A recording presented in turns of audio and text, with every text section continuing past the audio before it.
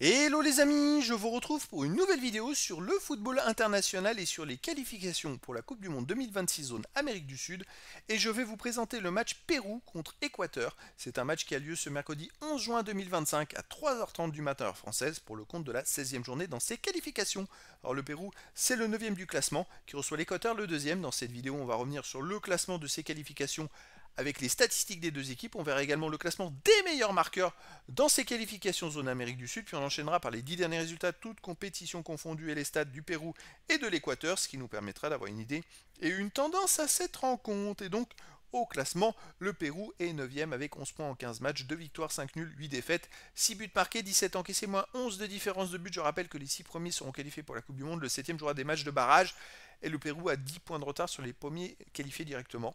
Donc voilà, ils peuvent espérer éventuellement gagner les 3 derniers matchs et coiffer sur le fil le Venezuela qui est 7ème pour les barrages, mais ça va être compliqué. L'Équateur en face est 2ème avec 24 points en 15 matchs, 7 victoires, 6 nuls, 2 défaites, 13 buts marqués, 5 buts encaissés, puis 8 de différence de but. Alors ils sont 2ème, on dira ouais c'est bien, mais ils ont 10 points de retard sur l'Argentine, et attention, ils n'ont que 3 points d'avance sur le 6ème et que 6 points d'avance sur le 7ème. Donc ils ont besoin de prendre des points pour assurer définitivement leur place directement qualifiés pour la Coupe du Monde. Après, ils sont 6, hein. Il reste 3 matchs à jouer.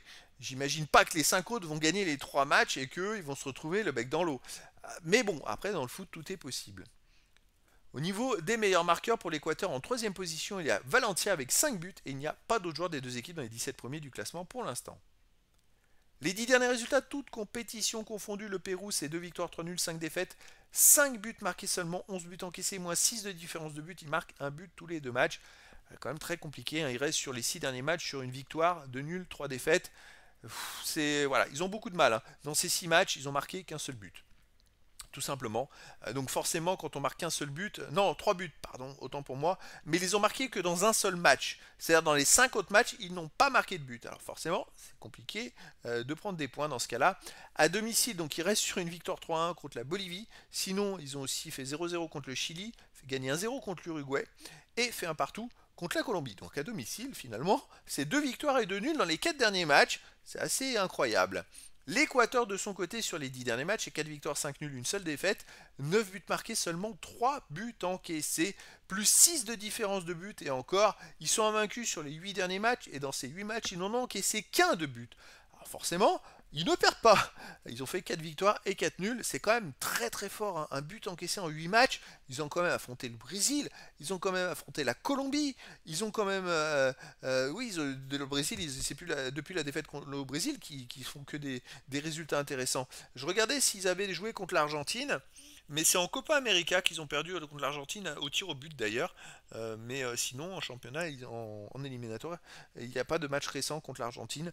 Donc, je pense que l'Équateur, eh ben, c'est quand même très solide. Alors, je ne les vois pas exposer au Pérou. Alors, il faudrait un miracle. Après, est-ce qu'ils sont capables d'aller gagner au Pérou? Bah, je suis pas sûr. Je verrais bien un 0-0, match nul 0-0 ou un partout entre ces deux équipes. Mais après, dans le foot, tout est possible. Et donc, les amis, je vous donne rendez-vous ce mercredi 11 juin 2025 à 3h30 du matin, heure française, pour le match de football international de la 16e journée dans les qualifications pour la Coupe du Monde 2026 zone Amérique du Sud. Le Pérou, 9e du classement, reçoit l'Équateur, le 2e. Voilà, les amis, je vous dis à très bientôt pour une nouvelle vidéo.